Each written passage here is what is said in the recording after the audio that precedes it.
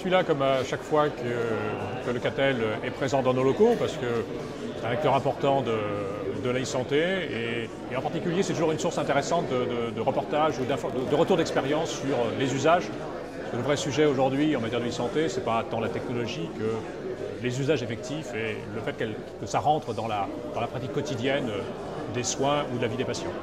Alors sur la table ronde que j'animais, c'était une table ronde intéressante puisque le sujet c'était le rôle des complémentaires dans la promotion de l'e-santé. C'est un sujet intéressant parce que les complémentaires, ce sont des acteurs importants du secteur qui couvrent un nombre de clients ou d'adhérents à l'espèce importants. Ce sont des acteurs donc puissants. Et puis ce sont des acteurs finalement d'une certaine forme de financement collectif.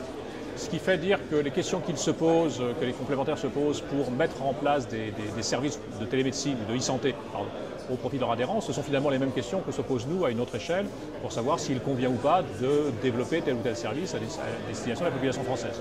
Donc ça veut dire que les questions qu'ils se posent d'évaluation des dispositifs, on a vu notamment le travail qui est fait par Harmonie Mutuelle sur le sujet, donc évaluation des objets connectés au plan technique, au plan de la fiabilité médicale, au plan du respect du droit et de la loi informatique et liberté, ça c'est un premier sujet.